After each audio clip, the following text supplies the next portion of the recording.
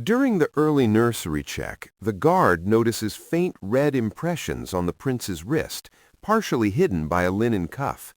They are not recorded in the night log. He pauses, listening to the steady hum of cameras and the child's calm breathing. Protocol says continue the route. Instinct says stop.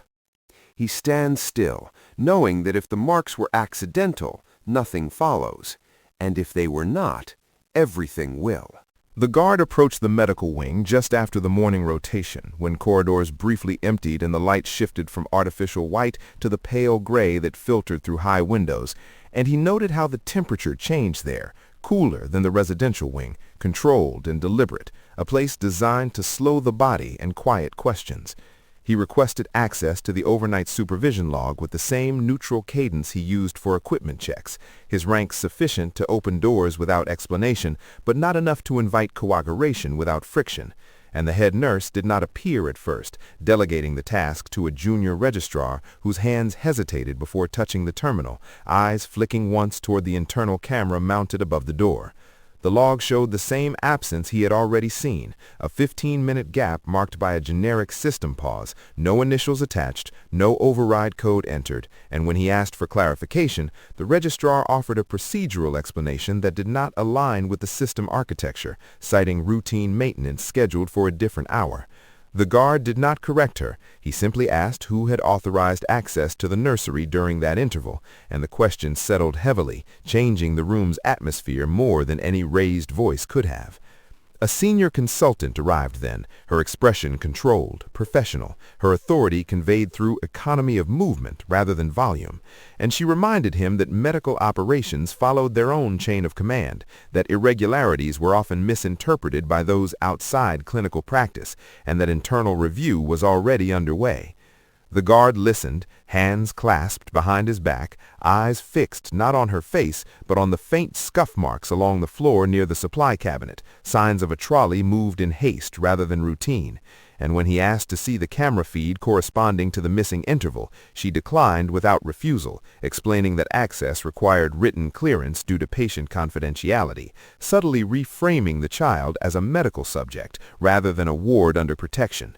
The pressure was quiet but precise, layered in policy language and procedural courtesy, and he felt it as a narrowing of options rather than an overt barrier, a reminder that protocol was not merely a guide but a boundary enforced by consensus. He thanked them, withdrew without comment, and documented the interaction in his private incident register, noting tone, phrasing, and the exact phrasing used to deflect responsibility, aware that each word mattered more than any conclusion drawn too early. And as he left the wing, he became conscious of being observed, not followed but noted, his presence registered as an anomaly in a system that preferred predictable movement. He returned to his post with the awareness that discretion had shifted from strategy to liability, the silence around the inquiry becoming its own form of resistance, and he adjusted his patrol to pass the nursery at irregular intervals, each visit framed as routine, yet timed to intersect with staff changes, listening to the cadence of doors, the muted conversations that stopped when he entered, the subtle recalibration of behavior that indicated unease rather than guilt. When he submitted a formal request for clarification through command channels, it was acknowledged without urgency, flagged for review, and effectively suspended, and a liaison officer later reminded him with practiced neutrality that parallel inquiries could compromise institutional trust, suggesting patience as a virtue aligned with duty. The guard absorbed the message without response, noting how authority here operated not through orders but through delay, and he countered by preserving what he could, time-stamped notes, badge access correlations, and environmental details that could not be retroactively altered.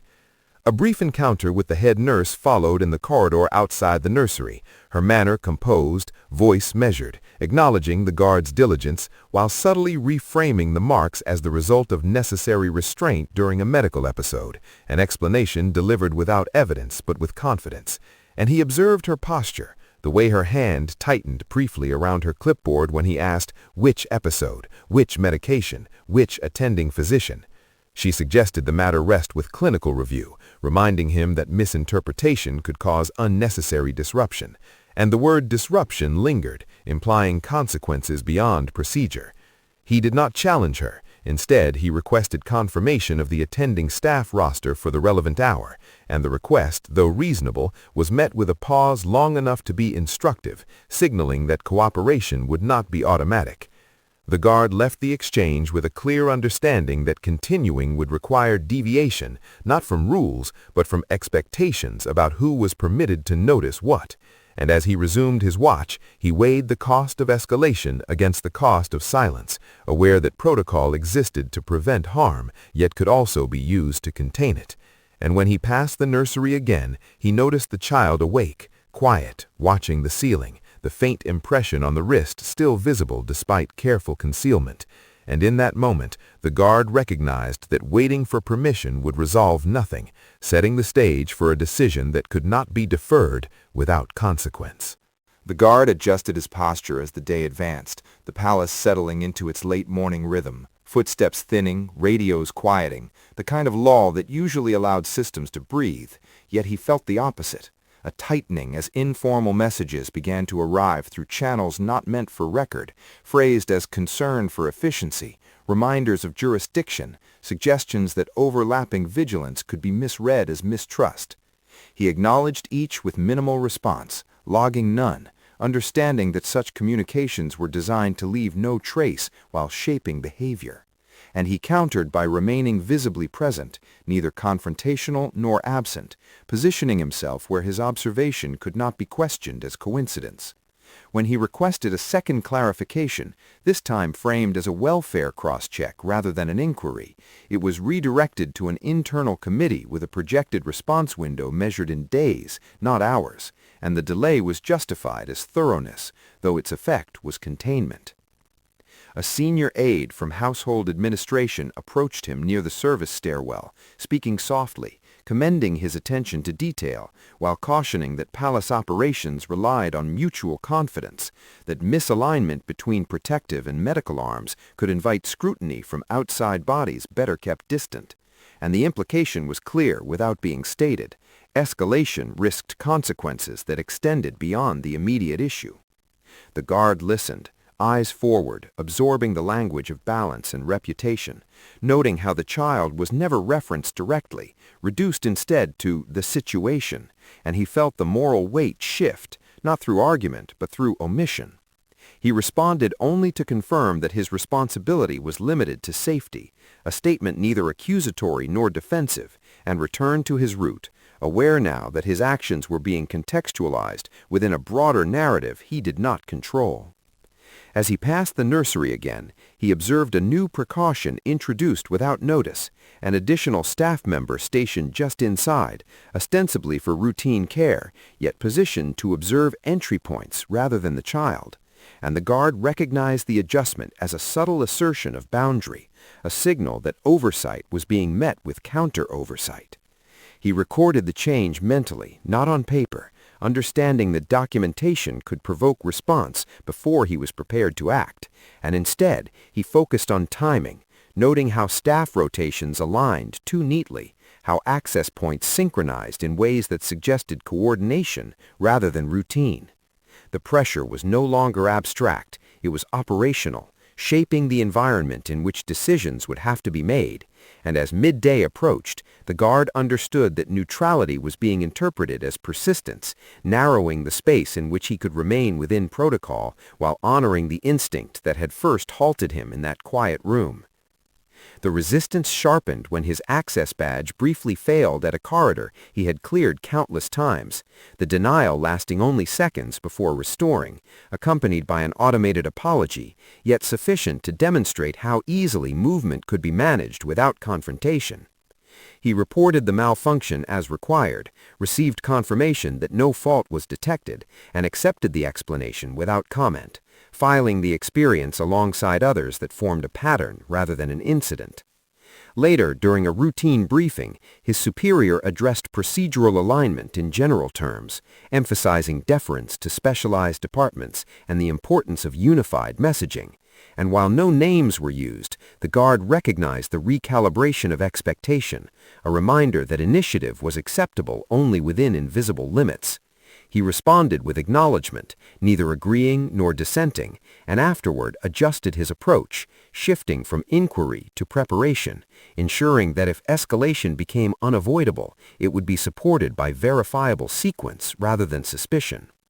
He reviewed his notes privately, reconstructing the timeline from ambient cues as much as records, the altered staffing density, the unscheduled presence of senior personnel, the child's subdued demeanor, each element insufficient alone yet coherent together. When he encountered the head nurse again, the exchange was courteous, almost warm, her tone suggesting closure, thanking him for diligence and assuring him that matters had been addressed internally.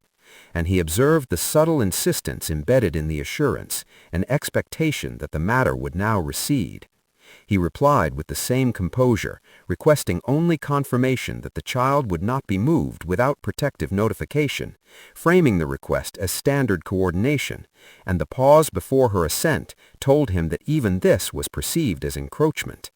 As evening approached, the palace air cooled, the light softening through tall windows, and the guard felt the accumulated weight of small resistances, each calibrated to discourage without denying, and he understood that the system was not obstructing him outright, but guiding him toward inaction. Standing outside the nursery one final time before shift change, he watched the child sleep, breathing steady, the faint marks still present despite careful repositioning, and he recognized that waiting for clarity from those invested in opacity would resolve nothing, that adherence to protocol now risked becoming complicity. He did not act yet, but he made a quiet decision to alter his next steps, accepting that resistance was no longer incidental but structural, and that protecting the child would require a controlled departure from expected deference, a choice that would define the remainder of his watch and the consequences that followed. The guard initiated the adjustment without announcement, embedding it within routine so precisely that it appeared indistinguishable from habit, altering escort assignments and timing under the authority of protective discretion, citing weather exposure and crowd flow to justify a quieter route that kept the child within secured interiors longer than scheduled. The nursery staff accepted the change with visible restraint, their compliance measured, and he noted the absence of challenge as confirmation that boundaries were understood, even if unspoken. He requested a standard wellness review to be conducted by an external pediatric consultant already cleared for palace access, framing it as part of an ongoing audit cycle, and the request moved faster than expected, propelled by the same systems that slowed his earlier inquiries, suggesting that form, when correctly applied, still carried weight. The child was transferred to a neutral examination room under the pretext of routine observation, the guard remaining present but unobtrusive, positioned where he could see reflections in glass and the subtle exchange of looks between staff, the air cooler here, the lighting flatter, revealing details that softer rooms concealed.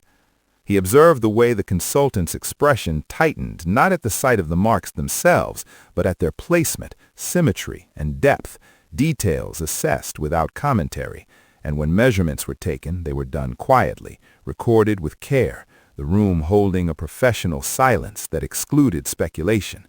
The guard felt the tension shift from interpersonal to procedural, the matter now anchored in documented observation rather than inference, and he ensured that every movement was logged, every entry point accounted for, aware that control now depended on precision rather than authority.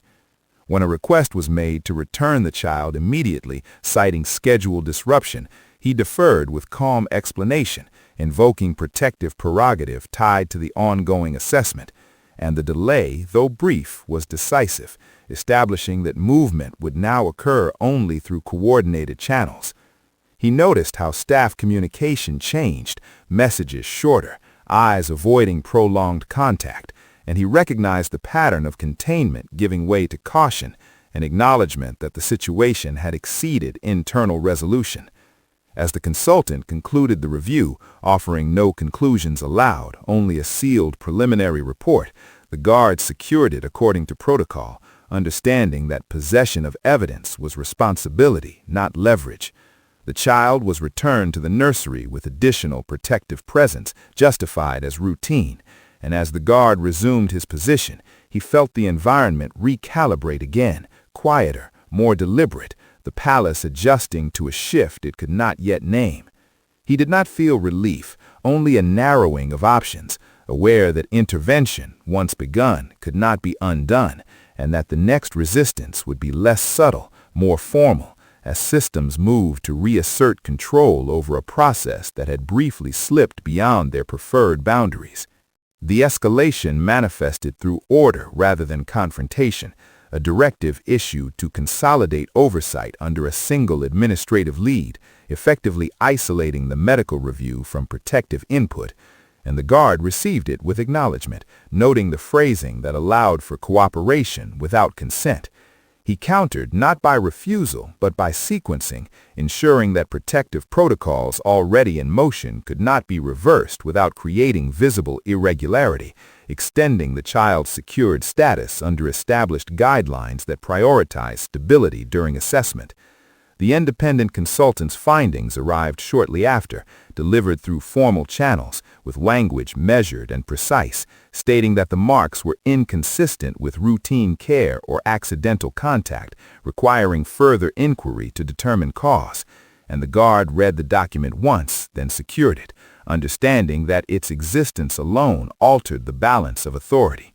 Requests followed to manage the narrative internally, suggestions that premature action could compromise due process, and he listened without response, noting how concern for procedure now mirrored his own earlier restraint, albeit deployed in reverse. He coordinated quietly with his command, presenting sequence rather than accusation, the timeline assembled from verified points, and received authorization to maintain protective control pending higher review, a narrow but sufficient mandate.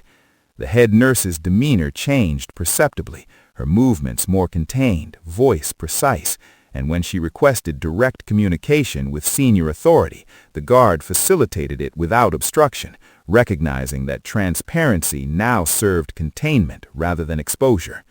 The child remained peripheral to these exchanges, shielded by routine, attended by staff selected for neutrality, and the guard ensured that presence remained calm, unobtrusive, the environment stable despite the administrative shift surrounding it. As evening settled, the palace lighting softened again, shadows lengthening across stone corridors, and the guard felt the weight of alignment finally forming, not through agreement, but through inevitability, systems adjusting to evidence rather than suppressing it.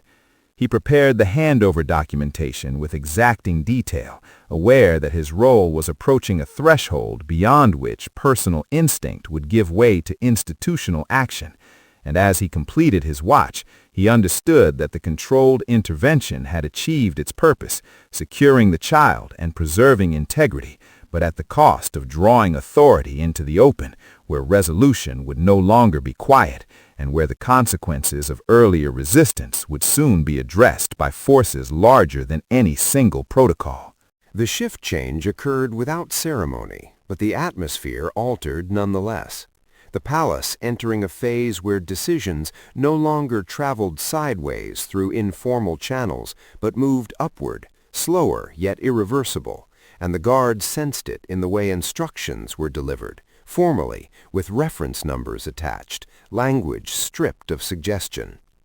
He was reassigned temporarily to a holding perimeter near the administrative wing, a placement justified as operational balance, though he understood it as proximity, not distance, positioning him where his observations could be contained even as his role remained necessary. Senior authority arrived incrementally rather than all at once, aides first, then legal counsel, then representatives whose presence required no announcement, and the corridors tightened around them, access points narrowing under quiet control. The guard maintained posture and silence, responding only when addressed, his earlier records now circulating beyond his reach, shaping decisions he would not witness directly. When the order came to restrict the head nurse's movement pending inquiry, it was delivered as a safeguard rather than an accusation, framed to preserve institutional integrity, and the guard observed how compliance was expected, not enforced, authority here relying on inevitability rather than force. The nurse was informed in a private office, door closed, sound contained, and when she emerged, her composure remained intact, though altered, movements precise, eyes fixed ahead, escorted not as a spectacle, but as procedure, and the guard noted the care taken to avoid escalation, the deliberate absence of visible restraint. The child remained elsewhere, insulated from the shift, routines unchanged, and the guard felt the contrast sharply, how the system could move decisively when alignment was achieved, having resisted until evidence made resistance untenable. He was instructed to remain available, not involved, a distinction that marked the transition from action to consequence, and he complied, aware that participation now could be construed as influence. The palace seemed quieter, not calmer, the silence dense with recalibration, and the guard understood that what unfolded next would define not only responsibility but precedent, how instinct-driven intervention would be interpreted within a structure built on deference and order. As the inquiry formalized, the guard's presence became symbolic rather than operational, his earlier actions referenced without attribution, absorbed into reports that emphasized sequence over motivation, and he accepted the erasure without resentment, understanding that protection rarely included recognition. He was questioned once, briefly, his answers confined to observation and timing, stripped of inference, and the restraint required more discipline than confrontation ever had, resisting the urge to frame the narrative, trusting that the documented facts would suffice. The head nurse was held pending further review, her authority suspended but not condemned, and the process unfolded deliberately, insulated from spectacle, reinforcing the palace's preference for containment over exposure. The guard returned to routine duties after clearance, the environment subtly altered, procedures reinforced, oversight clarified, changes presented as refinement rather than response, and he noted how systems evolved without acknowledging the catalyst. When he passed the nursery again days later, the child was engaged quietly, attended by new staff, the marks faded, no longer visible, and the guard registered the detail without relief, only confirmation that time had advanced. He did not seek updates, understanding that outcomes would reach him only if necessary, and instead focused on presence, the steady vigilance that preceded and followed disruption alike. The moral conflict did not resolve into satisfaction, it settled into awareness, a recognition that protocol could both shield and obscure, and that instinct, when exercised within restraint, could redirect outcomes without declaring itself. As he resumed his watch, posture unchanged, he accepted the consequences implicit in having noticed what should not have been there, knowing that silence would have preserved equilibrium but not safety, and that his role, though now quiet again, had altered the course of events in ways that would never be fully visible, yet would persist within the palace's carefully maintained order.